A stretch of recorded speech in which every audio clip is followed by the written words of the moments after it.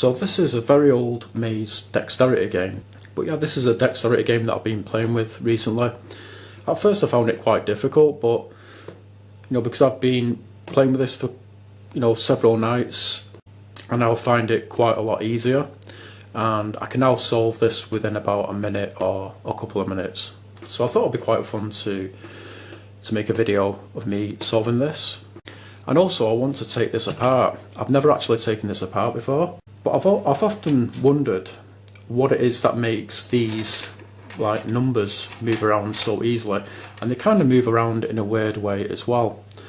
And I'm thinking underneath these numbers are probably rolling ball bearings which act as wheels. I could be wrong about that, but really that's the only thing I can imagine.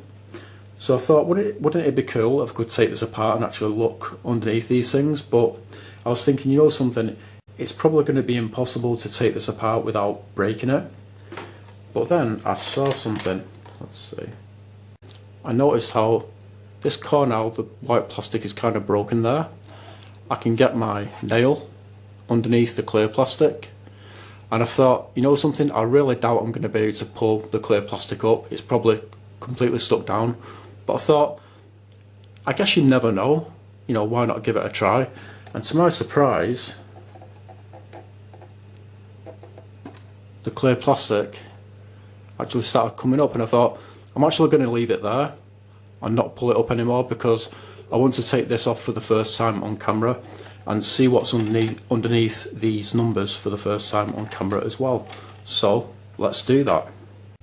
So let's see if I am actually right about what is underneath these numbers to make them kind of roll around and kind of move in kind of a weird way.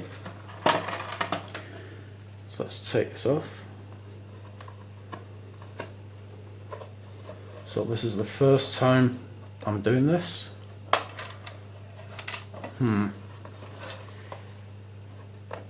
It may not be that easy to get off because it kind of, kind of seems like maybe it's kind of stuck down around here because it's not coming up that easily. But yeah, I don't want to break this, so I'm not going to force it too much, and because of its age, the plastic is probably quite brittle. But something, I don't really think I'm going to be able to get this off without breaking it, because it's like kind of really stuck down around here and here. But I should be able to get one of these numbers out by just having this lifted up and then just tipping it like that. And there we go. So I was pretty much right. Let's put it there so it doesn't roll away.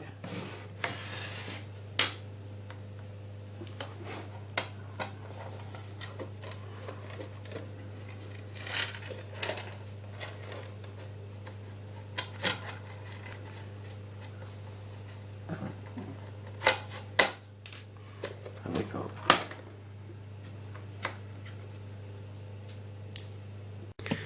So here are one of those numbers. It's number 2. Now I thought these were going to be like solid and not completely hollow. I thought, like at the bottom, what I imagined is like the bottom would be like filled in, but you'd have like maybe 3 holes, like 2 holes there, and 1 hole there, and then kind of like in each hole sticking out is like a ball bearing which acts as wheels. So I was kind of close really, because we do have 1 big ball bearing, so that's how these move around, and it just kind of makes them move in like a kind of a jerky way when they're moving. But yeah, it's quite interesting. So let's try and pop this back in.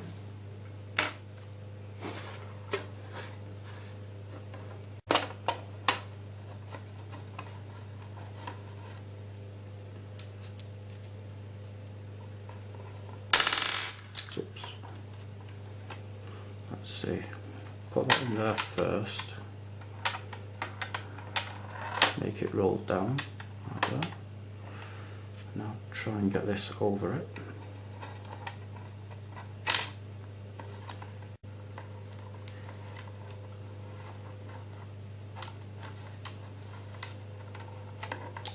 almost.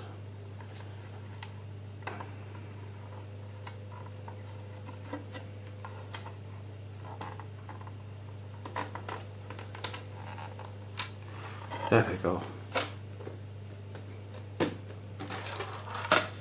Alright, so let's solve this. Now what I find really helps is to get all of these down into this area before putting them into the slots. Because if I try and start putting them into the slots straight away, it's like if I put this one into that slot, to get these down here to put them into the slots, I've got to tilt this a lot more than what I would have to if they were all already down here, which means it's a lot harder to keep the ones in these slots that you've already put into the slots, if you know what I mean. And that's the mistake I was making with this at first. That's why I was finding it so difficult. So let's try and get them all down into this area.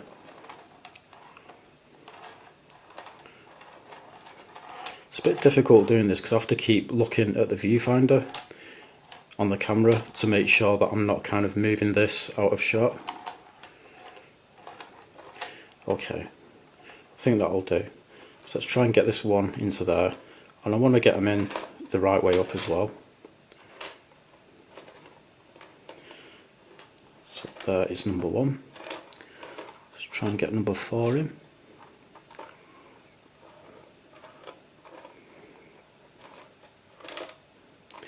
And number 2. Don't know if tapping it is considered as cheating, but to be honest, I'm really not sure if I'll be able to do this without doing any tapping at all.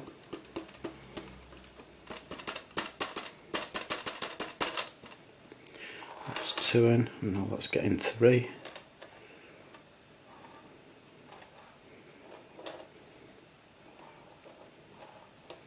And there is number 3, so it's really not that difficult at all, as long as you get them all into this area first before putting them into the slots. Right, so this time I'm going to solve it with the camera zoomed in more so you can see a close-up of it being solved. So yeah, let's zoom in. I think that'll do. Let's get them all down to the bottom area first.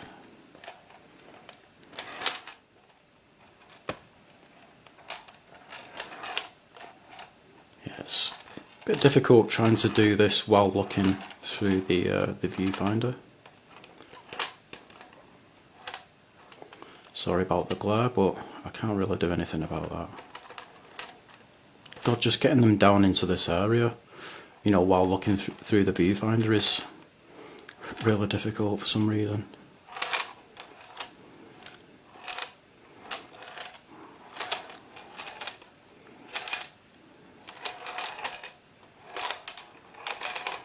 Yeah, you can see how these numbers, how they move weird because of the ball bearing moving about inside.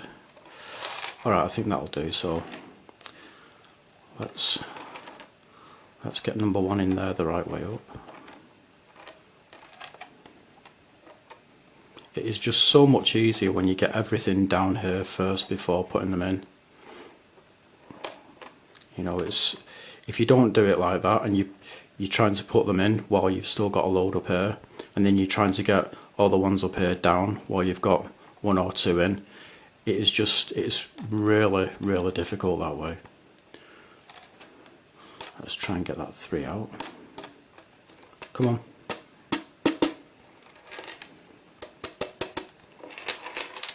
Ah, number 1 came out.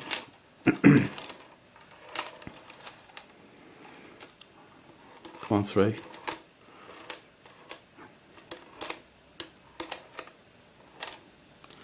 And number 4.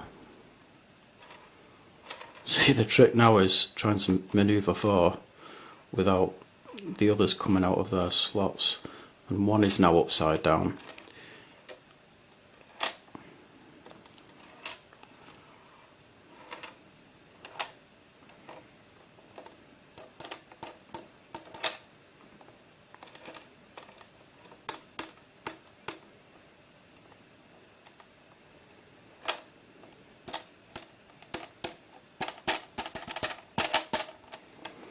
Alright, let's try and get number 4 in.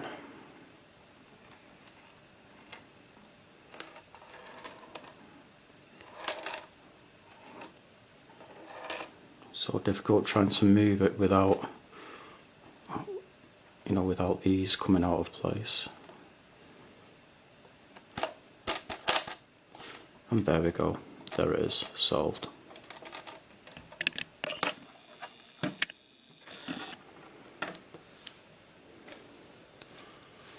So yeah, that's pretty much it. A very, very old maze dexterity game. Thanks for watching.